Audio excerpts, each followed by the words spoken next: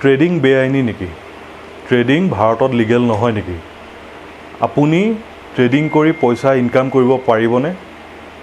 আপুনি ট্ৰেডিং কৰিলে আপুনি আইনৰ আওতালৈ আহিব লাগিব নেকি? আপোনাক পুলিচে আটক কৰিব নেকি? কিয় স্বপ্ননীল দাসক পুলিচে আটক কৰিলে? কিয় বিশাল ফুকনক পুলিচে আটক কৰিলে? এই সকলোবোৰ কথা আমি আলোচনাৰ মাধ্যমেৰে জানিবলৈ চেষ্টা কৰিম। নমস্কাৰ, মই দিব্যজ্যোতি হাজৰিকা, আপোনালোকে চাই আছে কনচিয়াছ এছাপিছ। ট্ৰেডিং বেআইনী নেকি? প্ৰথম কথা, ট্ৰেডিং বেআইনী নহয়, ট্ৰেডিং সম্পূৰ্ণৰূপে লিগেল।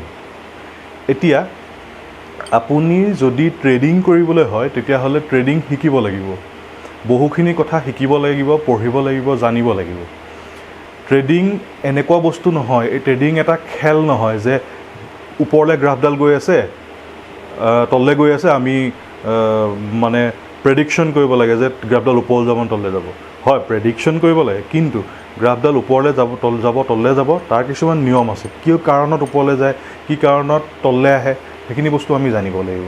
মই এতিয়া এই ভিডিঅ'টোত মই ট্ৰেডিং শিকাবলৈ অহা নাই, আমি আলোচনা কৰিবলৈ আহিছোঁ যে ট্ৰেডিঙৰ লগত জড়িত লোকসকল কেনেকৈ আইনৰ আওতালৈ আহিছে, কেনেকৈ কিহৰ কাৰণে তেওঁলোকক পুলিচে আটক কৰিছে, এই গোটেইবোৰ কথা আলোচনা কৰিবলৈ।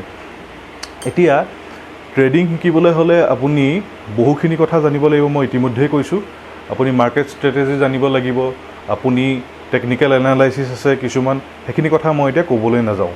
আপুনি সেইখিনি সুন্দৰকৈ শিকি নিজেই ট্ৰেডিং কৰি মুনাফা আদায় কৰি থাকক, লোকচান খাই থাকক, সেইটো আপোনাৰ ব্যক্তিগত কথা। তাত কোনেও আপোনাক একো নকয়, না পুলিচে আপোনাক সোধপোছ কৰিবলৈ যাব, না কিবা আপুনি আইনৰ আওতালৈ আহিব। কিন্তু কিয় স্বপ্ননীল দাসক গ্ৰেপ্তাৰ কৰিলে? আমি সকলোৱে জানো স্বপ্ননীল দাস এজন ট্ৰেডাৰ, তেওঁ ট্ৰেডিং কৰে। আৰু বিকাশ ফুকন নামৰ যিজন 22 বছৰীয়া যুৱকক পুলিচে গ্ৰেপ্তাৰ কৰিছে 2000 কোটি টকা কেলেংকাৰী। এতিয়া সেই কেলেংকাৰীটো কি, সেই কথাটোহে আমি আজি আলোচনা কৰিবলৈ আহিছোঁ। এতিয়া যেনেকৈ মই ইতিমধ্যে ক'লোঁ, আপুনি নিজেই আপোনাৰ পইচাৰে ট্ৰেডিং শিকি ট্ৰেডিং কৰক, সেইটো তাত আপত্তি নাই। আপুনি বিভিন্ন চ'ৰ্চেদি ট্ৰেডিং শিকিব পাৰে, বিভিন্ন কিতাপ আছে, বিভিন্ন ভিডিঅ' ইউটিউবত উপলব্ধ আছে।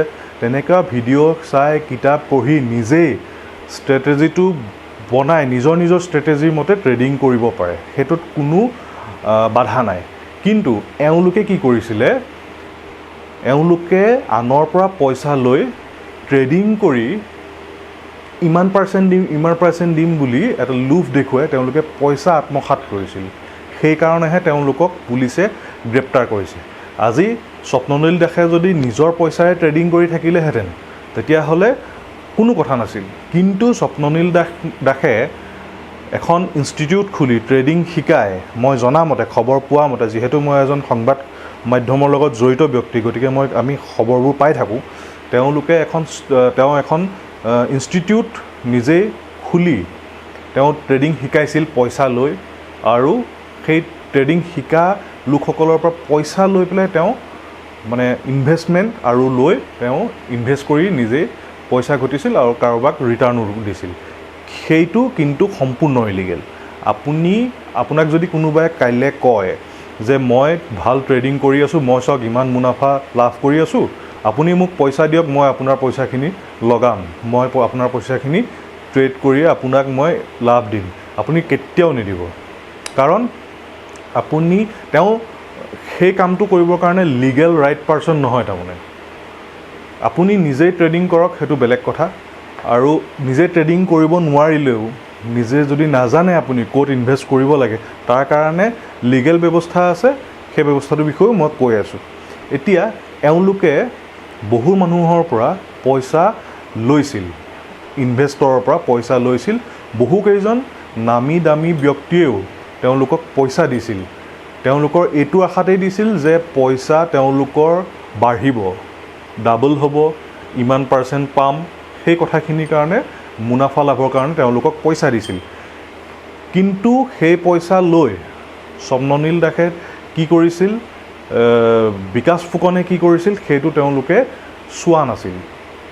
গতিকে তেনেকুৱা কাম কৰি নিজেই বিপদত পৰাৰ বাহিৰে নিজৰ পইচাখিনি হেৰুৱাৰ বাহিৰে আন একো নহয়। গতিকে তেনেকুৱা কাম কেতিয়াও কৰিব নালাগে। এতিয়া মই আপোনালোকক কৈছিলোঁ যে আপোনালোকে যদি ট্ৰেডিং নাজানে, আপোনালোকে যদি নাজানে ক'ত ইনভেষ্ট কৰিব লাগে পইচাটো, আপোনালোকৰ পইচাটো ইনভেষ্ট কৰিলেহে পইচাটো বাঢ়িব, আপোনালোকে এটা ৰিটাৰ্ণ পাব। গতিকে আপোনালোকে পইচাটো ক'ত ইনভেষ্ট কৰিব সেই কথাটো যেতিয়া নাজানে, তেতিয়াহ'লে আপোনালোকৰ পইচাটো কোনোবাই নিজৰ মতে ইনভেষ্ট কৰি আপোনালোকক লাভ দিয়া এটা ৰাইট ৱে আছে, মানে এটা আইনীভাৱে মানে বৈধ এটা ছিষ্টেম আছে। সেই ছিষ্টেমটো হৈছে মিউচুৱেল ফাণ্ড।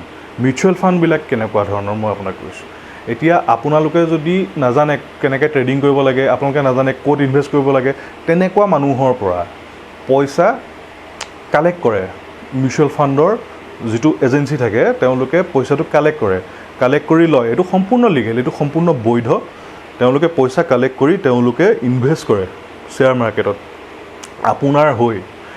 তেওঁলোকে হিচাপ নিকাচ ৰাখে, তেওঁলোকৰ মানুহ আছে, তেওঁলোকে ইনভেষ্ট কৰে আৰু তেওঁলোকে ইনভেষ্ট কৰি সেইমতে আপোনাক মাৰ্কেটৰ মতে আপোনালোকক লাভটো দিয়ে। কিন্তু এইটো নহয় যে আপোনালোকে যিকোনো মিউচুৱেল ফাণ্ডত ইনভেষ্ট কৰি দিলে আপোনালোকে তাৰ পৰা আপোনালোকে লাভ পাব বুলি আপোনালোকে নিশ্চিত হ'ব নোৱাৰে। ৰিস্ক থাকিবই। আপুনি নিজে ট্ৰেডিং কৰিলেও ৰিস্ক থাকিবই, ৰিস্ক ল'বই লাগিব। আৰু কিছুমানৰ ৰিস্ক কম থাকে, কিছুমানৰ ৰিস্ক বেছি থাকে, কিছুমানত একেবাৰে নথকাই নিচিনা, কিন্তু একেবাৰে নথকা নহয় কেতিয়াও। মানে ৰিস্ক ফেক্টৰটো কম বেছি থাকে। সেইখিনি আপোনালোকে যদি নিজে অলপ ষ্টাডি কৰে তেতিয়াহ'লে বুজি পাব, নহ'লে মই আন এটা ভিডিঅ' বনাম ইয়াৰ ওপৰত। কিন্তু সেইটোৱে, তাৰমানে মিউচুৱেল ফাণ্ডত আপুনি পইচা দিয়া মানে আপুনি এটা ৰিটাৰ্ণ পাই থাকিব, এটা ভাল পইচা ৰিটাৰ্ণ পাব। হয়তো কেতিয়াবা বহু পইচা ৰিটাৰ্ণ পাবলৈও আছে। মাৰ্কেটৰ অনুসৰি পাব আপোনালোকে। মাৰ্কেট কেনেকুৱা হৈ থাকে সেইটোৰ ওপৰত নিৰ্ভৰ কৰিব। কিন্তু সেই বুলি যেনেকৈ আপুনি মিউচুৱেল ফাণ্ডত পইচা লগাইছে সেইটো কমপ্লিটলি লিগেল।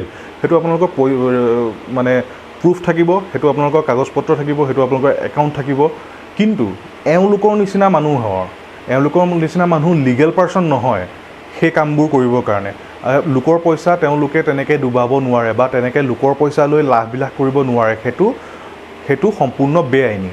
গতিকে তেনেকুৱা ধৰণৰ মানুহৰ মানে তেনেকুৱা ধৰণৰ প্ৰবঞ্চক বুলি ক'ব লাগিব, তেনেকুৱা ধৰণৰ প্ৰবঞ্চকৰ জালত যাতে নপৰে আপোনালোক সাৱধান হৈ থাকক।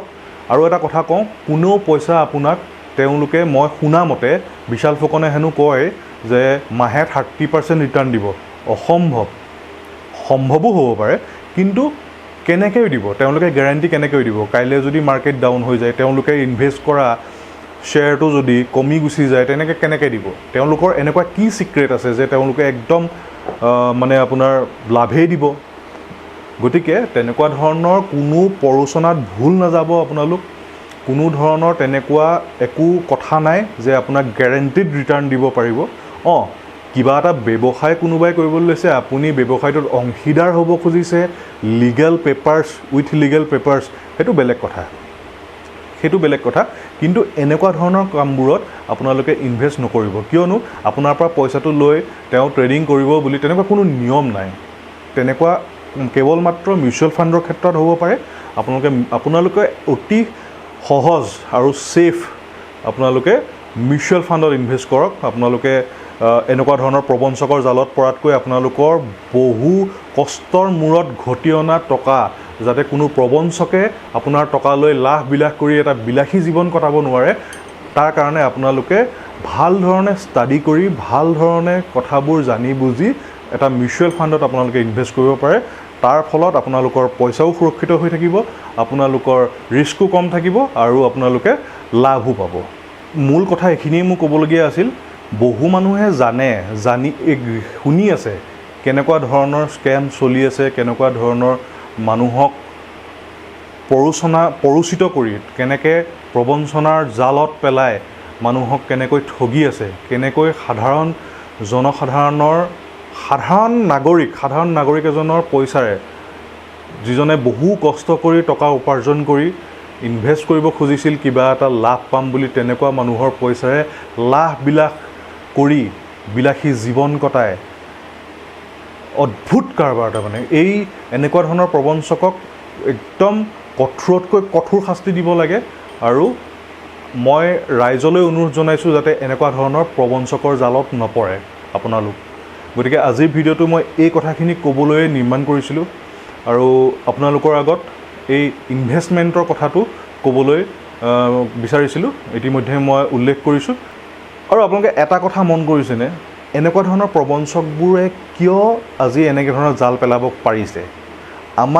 আমি যেতিয়া প্ৰাথমিক শিক্ষা গ্ৰহণ কৰোঁ, আমি প্ৰাথমিক শিক্ষা গ্ৰহণ মানে LP স্কুলখনৰ পিছৰ পৰাই যেতিয়া আমাৰ 5ৰ পৰা হাইস্কুল বুলি কোৱা হয়, 5, 6, 7, 8, মোৰ মতে এই যে 8ত এটা ইলেক্টিভ ছাবজেক্ট ল'বলৈ দিয়ে, মোৰ মতে সকলোকে, ইলেক্টিভ ছাবজেক্টটো বেলেগ কথা, সকলোকে এটা বস্তু শিকাব লাগে ক্লাছ 6, 7 মানৰ পৰাই, যে মানি মেনেজমেণ্ট আৰু আমাৰ ইনভেষ্টিং, এই দুটা বস্তু জীৱনত অতিকৈ প্ৰয়োজনীয়। আমি কিছুমান অলাগতিয়াল, আজি আমাৰ শিক্ষা ব্যৱস্থাটো বহুখিনি উন্নত হৈছে, নতুন শিক্ষানীতিত বহুখিনি বস্তু উন্নত কৰি দিয়া হৈছে, কিন্তু আমাক জানো কেতিয়াবা মানি মেনেজমেণ্ট শিকাইছিলে? পইচাটো আমি কি কৰিম, কেনেকৈ আমি ইনভেষ্ট কৰিম, এইবিলাক জানো শিকাইছিলে? আমাক নাই শিকোৱা। আমি ডাঙৰ হৈ বেলেগৰ পৰা, বেলেগক দেখি শুনি বহুখিনি ঠেকা খাই শিকিব লগা হৈছে। বহু মানুহে এইটো কাৰণেই মানে একো কৰিব নোৱাৰে জীৱনত, মানি মেনেজমেণ্টটো নাজানে আৰু ইনভেষ্টিংটো নাজানে। আপোনাৰ পইচা আপুনি চুঙাত, আগৰ যে বাঁহৰ চুঙাত যে সাঁচে, এই যে মাটিৰ টেকেলিত সাঁচে, এইবোৰ কৰি লাভ নাই। এই যে আপুনি বেংকত থৈ দিলে, বেংকত থৈও একেবাৰে লাভ নাই, কাৰণ ইনফ্লেশ্যন ৰেটটো ইমান বেছি, আপুনি সেই ৰেটটো বিট কৰিবগৈ নোৱাৰে তাৰমানে। গতিকে আপুনি ৰাইট প্লেচত, মানে ভাল জেগা, সঠিক জেগাত আপুনি ইনভেষ্ট কৰিব লাগিব। সেই ইনভেষ্টেহে আপোনাক ৰিটাৰ্ণ দিব। আপুনি ইনফ্লেশ্যন যিমান বাঢ়িছে, ইনফ্লেশ্যন ৰেটটো বিট কৰিব লাগিব। তাৰমানে আপোনাৰ যদি 6%, 7% ইনফ্লেশ্যন ৰেট আছে, তেতিয়াহ'লে আপুনি 8%, 9% ৰিটাৰ্ণ পাব লাগিব, তেতিয়াহে আপুনি কিবা এটা। তাৰমানে বস্তুবোৰৰ দাম যিমান বাঢ়িছে, এই যে সেইমতে আমাৰ ইনকামটোও বাঢ়িব লাগিব। গতিকে আপুনি বেংকত থ'লে আপোনাক কিমান পাৰ্চেণ্ট ৰিটাৰ্ণ দিয়ে, আপোনাৰ ছেভিংছত থ'লে কিমান পাৰ্চেণ্ট ৰিটাৰ্ণ দিয়ে, FDত থ'লে কিমান পাৰ্চেণ্ট ৰিটাৰ্ণ দিয়ে, সেই বস্তুবোৰ কেলকুলেট কৰি সঠিক জেগাত যদি আপোনাৰ কষ্ট উপাৰ্জিত ধন আপুনি ইনভেষ্ট কৰে, তেতিয়াহ'লে আপুনি লাভত থাকিব। অন্যথা এনেকুৱা ধৰণৰ প্ৰবঞ্চকৰ জালত পৰিলে আপুনি লোকচান খাবই, আপোনাৰ লোকচান হ'বই, আপোনাৰ পইচা পানীত পৰিবই। গতিকে সেইকাৰণে স্কুলৰ পৰাই আমাক ইনভেষ্টমেণ্ট আৰু মানি মেনেজমেণ্টটো শিকাব লাগে। জীৱনত যি প্ৰফেশ্যনতেই নাযাওক আপুনি, লাগিলে আপুনি আমাৰ তথাকথিত আমি সৰুৰ পৰা কি ডাক্তৰ, ইঞ্জিনিয়াৰ, এইবোৰ যিবোৰ কৈ থাকোঁ, লাগিলে সেয়াই হওক, লাগিলে আপুনি পদপথৰ ব্যৱসায়ীয়ে হওক, লাগিলে আপুনি ডাঙৰ কিবা ব্যৱসায়ীয়ে হওক, হ'লচেলাৰ হওক, ৰিটেইলাৰ হওক, যিকোনো ফিল্ডত আপুনি কাম কৰক, কিবা এটা নহয় কিবা এটা ফিল্ডত সকলোৱে কাম কৰি আছে, কাম কৰি দুপইচা উপাৰ্জন কৰি নিজৰ পেট পুহি আছে।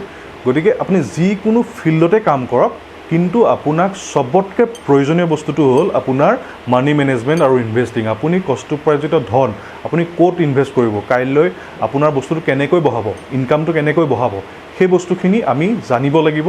সেই বস্তুখিনি জানিবৰ কাৰণে আচলতে আমাক সৰুৰ পৰাই সেই শিক্ষাটো দিব লাগিব। লাগিলে স্কুলত দিয়ক, ঘৰত দিয়ক, সেই বস্তুবোৰ আমি শিকিব লাগিব। এই শিক্ষা ব্যৱস্থাত কিন্তু এই বস্তুটো আহিব লাগিব।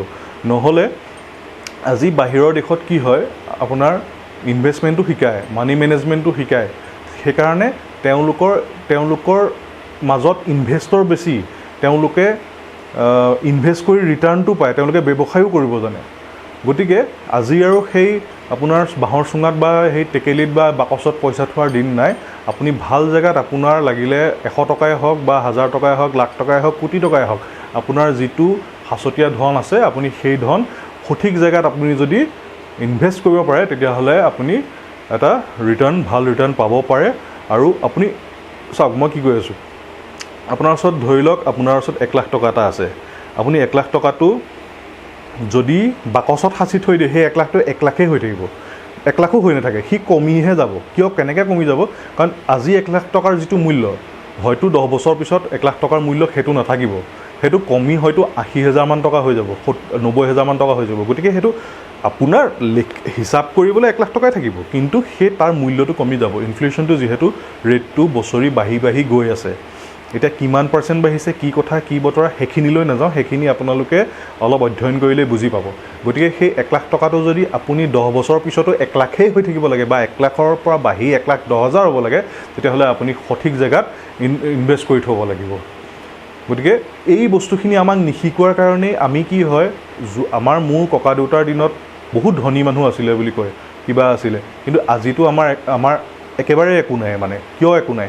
কাৰণ সেই সময় মানুহে সেই সময়ৰ টকাখিনি আজিৰ কাৰণে বহুত বুলি ভাবিছিলে, থৈ গৈছিলে, সেইখিনি আমাৰ এতিয়া 10 দিন খাওঁতে এদায় হৈ যায়। গতিকে সেই তেনেকুৱা ধৰণৰ কথা তাৰমানে। সেইকাৰণে ইনভেষ্টমেণ্টটো খুব জৰুৰী। আপোনালোকে একেবাৰে সৰুৰ পৰা ল'ৰা ছোৱালীকো শিকাওক আৰু নিজেও শিকক। সেই তেনেকৈহে আমাৰ জাতিটো, আমাৰ অসমীয়া জাতিটো আমি উন্নত পৰ্যায়লৈ যাব পাৰিম। আমি উন্নয়নৰ আমাৰ ইনকামটোৱে দেশৰ ইনকাম। গতিকে আমি কিমান পইচা ইনকাম কৰিব পাৰিছোঁ, কিমান আমাৰ পইচাখিনি আমি বঢ়াব পাৰিছোঁ, তেতিয়াহে দেশখনৰ উন্নতি হ'ব। গতিকে সেইখিনি কথা অলপ মন কৰিব লাগিব, সেইখিনি কথা আমি অধ্যয়ন কৰিব লাগিব আৰু সেই অধ্যয়নৰ যোগেদি আমাৰ সঠিক জেগাত আমাৰ পইচাখিনি ইনভেষ্ট কৰিব লাগিব আৰু এনেকুৱা ধৰণৰ প্ৰবঞ্চকৰ জালত আমি পৰিব নালাগিব। গতিকে আজি ভিডিঅ'টো ইমানেই আছিল।